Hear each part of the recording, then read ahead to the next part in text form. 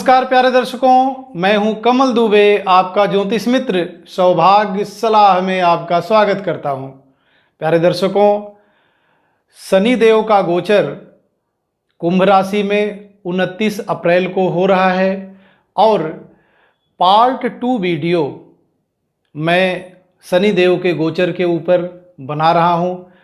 पहला वीडियो हमने मेष से कर्क राशि के विषय में बनाया। आज सिंह राशि से प्रारंभ करते हैं। शनि देव के विषय में जानते हैं। शनि देव को 12 राशियों में 2 राशियों का स्वामित्व प्राप्त है। उनकी सबसे पहली राशि है मकर राशि और दूसरी राशि है कुंभ राशि। शनि देव तुला राशि में उच्च के होते हैं और मेष राशि में नीच के होते हैं। शनि देव कुंडली में जिस स्थान पर विराजमान होते हैं उस स्थान पर अपना विशेष प्रभाव रखते हैं। साथ में जो 2 राशियां उनकी हैं, मकर राशि और कुंभ राशि, उस पर भी प्रभाव रखते हैं। साथ में उनको 3 दिव्य दृष्टियां प्राप्त हैं, तीसरी, 7वीं और 10वीं।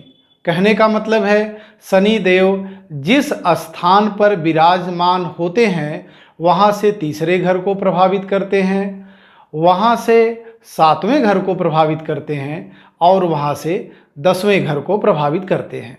प्यारे दर्शकों, शनि देव जिस राशि में प्रवेश करते हैं लगभग 30 महीने तक उस राशि में रहते हैं।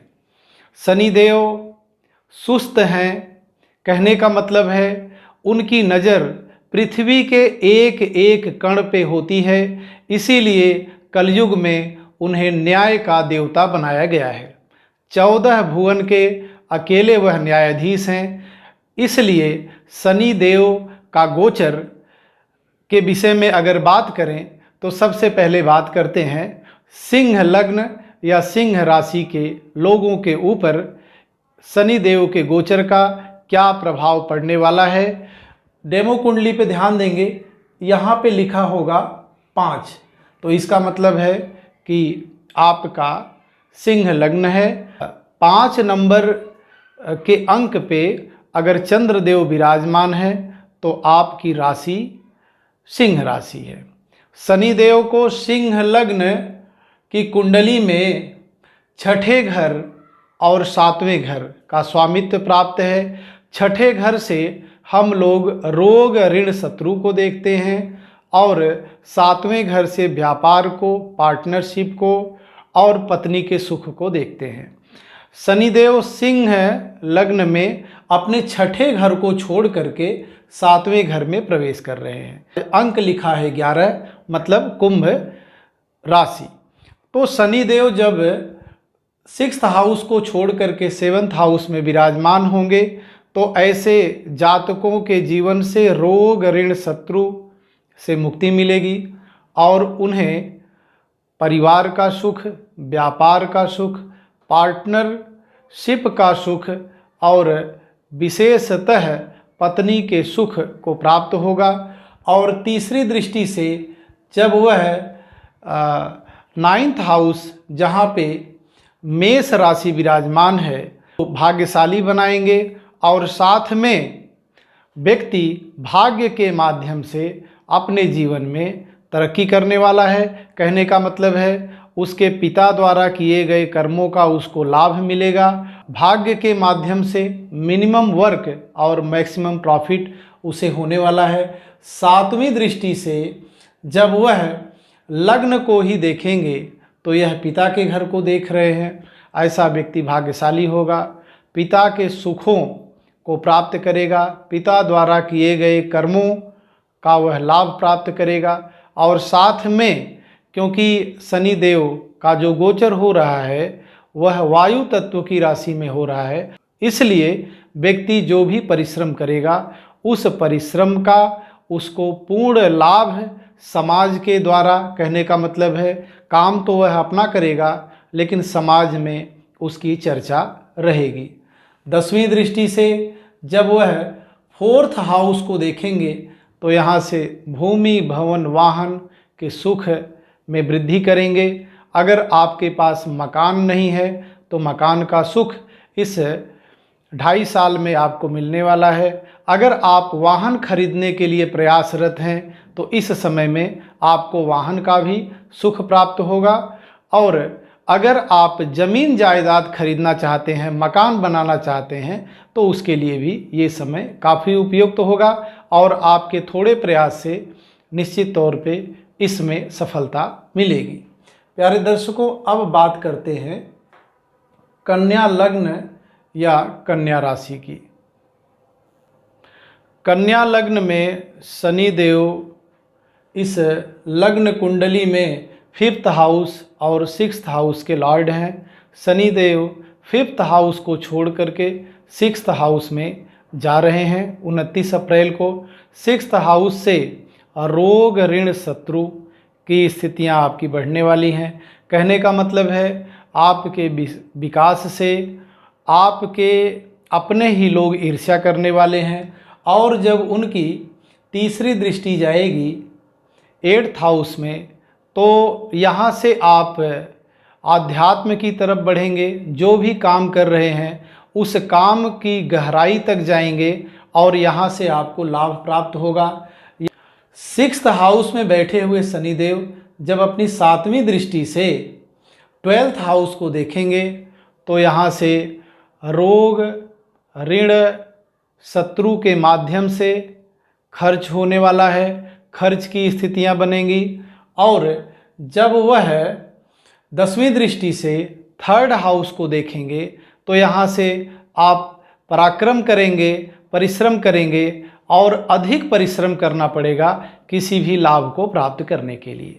प्यारे दर्शकों, कन्या लग्न में वैसे शनिदेव कारक होते हैं, लेकिन उनकी दूसरी राशि 6th हाउस में पड़ने की वजह से इस स्थिति को वह मजबूत करेंगे। तो यह कुल मिलाकर के अच्छी स्थिति नहीं बनने वाली है।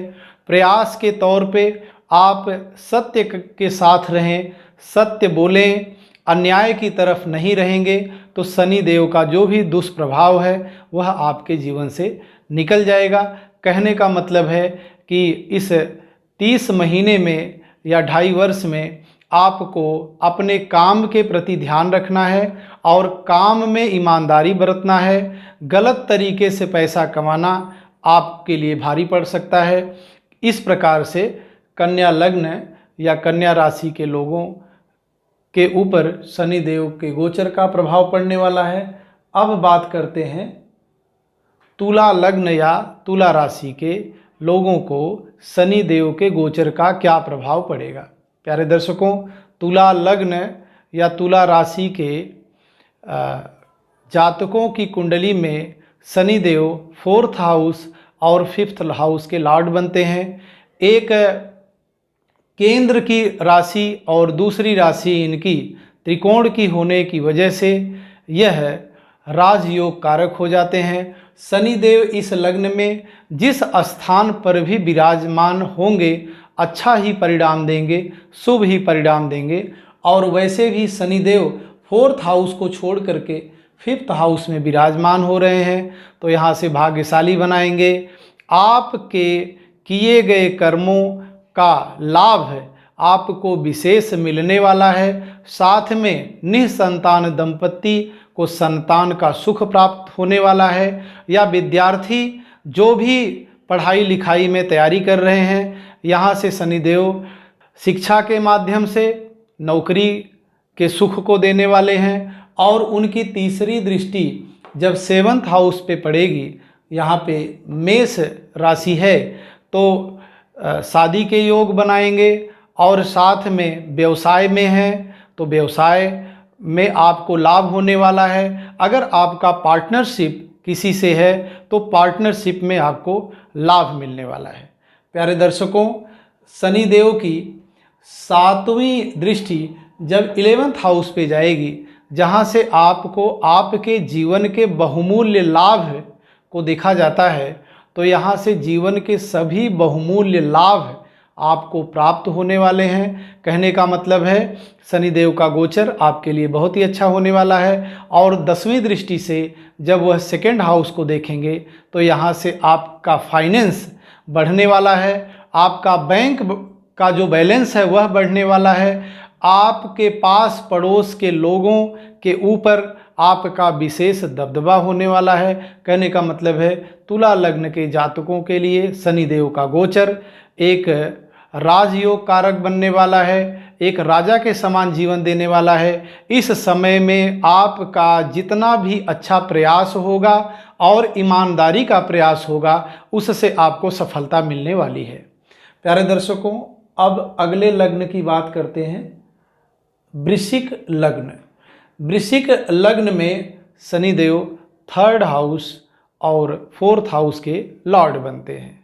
3rd हाउस से आपके पराक्रम को देखा जाता है और 4th हाउस से आपके सुख को देखा जाता है। विशेषतः भूमि, भवन, वाहन, माता के सुख को देखा जाता है। वृश्चिक लग्न के लोग अभी तक परिश्रम अधिक कर रहे थे और उनको लाभ कम मिल रहा था, लेकिन शनिदेव का गोचर जब 4th हाउस में हो रहा है तो शनिदेव यहाँ से अभी तक के किए गए परिश्रम का लाभ देने वाले हैं। अगर आपका मकान नहीं बन रहा है तो मकान बनाने के योग बनेंगे। साथ में अगर आप भूमि खरीदने के लिए सोच रहे हैं तो भूमि का भी यहाँ पे आपको सुख मिलने वाला है। या वो जातक जो वाहन के लिए सोच रहे हैं, वाहन का भी सुख शनिदेव आपको देने वाले हैं। उनकी 3री दृष्टि से जब 6th हाउस को वह देखेंगे तो यह मेष राशि यहाँ पे होगी। तो मेष राशि के मालिक होते हैं मंगल, और शनि देव और मंगल देव की युति बहुत अच्छी नहीं होती है। हालांकि इस स्थिति को बढ़ाएंगे। जो आप भूमि, भवन, वाहन और परिवार का सुख प्राप्त करना चाहते हैं या जो आपको प्राप्त होगा उससे आपके ही लोग आपसे ईर्ष्या करेंगे, आपके गुप्त शत्रु होंगे। अगर योजनाओं को बता करके चलेंगे तो निश्चित तौर पे आपको आपके योजना में सफलता मिलने में कठिनाई हो सकती है। इसलिए अपनी योजनाओं को किसी से बताएं मत। जब आपका जो भी काम आप सोच रखे हैं वह पूरा हो जाएगा, सभी लोग आसानी से समझ जाएंगे। उनकी 7वीं दृष्टि जब 10th हाउस पे पड़ेगी तो यहाँ से आपका व्यवसाय बढ़ने वाला है, या जिस नौकरी में है नौकरी में पदोन्नति आपकी होने वाली है, आप प्रमोशन की तरफ बढ़ने वाले हैं। और व्यवसाय में अगर कहीं न कहीं कुछ धीमापन है तो यहाँ तेज़ी आने की संभावना है। प्यारे दर्शकों, इस समय में किया गया प्रयास आपके लिए काफ़ी लाभप्रद होगा। और वहीं जब 10वीं दृष्टि से वह लग्न को ही देखेंगे तो शरीर को स्वस्थ बनाएंगे। और कहीं मंगल देव की स्थिति कमज़ोर बनी तो आपको रोगी भी बना सकते हैं। इसलिए आपको शनिदेव की उपासना करनी चाहिए। यहाँ पर विशेषतः रिश्तों में आपको सुधार करना चाहिए। अगर आपका संबंध आपके छोटे भाई बहनों से खराब है तो इस समय में संबंध को अच्छा कर लें। अगर आपका संबंध आपके पिता से खराब है तो अपने पिता से संबंध को अच्छा कर लें। या आपका संबंध आपके पिता तुल्य लोगों से खराब है तो उसको भी अच्छा कर लें। निश्चित तौर पे यह जो गोचर है आपको प्रभाव देने वाला है और आपको शुभता देने वाला है। बस अपनों से बचिए, क्योंकि योजनाओं को बता के चलेंगे तो आपको परेशानी होगी। प्यारे दर्शकों, इस प्रकार से आज पार्ट 2 में हमने 4 लग्न और 4 राशि की चर्चा की और एक सरल भाषा में आपको जानकारी देने का प्रयास किया। शनिदेव की शुभता के लिए पीपल के पेड़ के नीचे शनिवार के शाम को 4 मुखी सरसों के तेल का दीपक जलाएं। शनिवार को थोड़ा सा काला तिल जल में डाल करके स्नान करें और ओम सं शनिश्चराय नमः का जाप करते हैं तो शनि देव का प्रभाव आपके जीवन में शुभ होगा। अगले वीडियो में अगले 4 राशियों के और 4 लग्नों के विषय में चर्चा करेंगे। वीडियो को लाइक, शेयर, कमेंट, सब्सक्राइब करना न भूलें। आप सभी का बहुत बहुत धन्यवाद।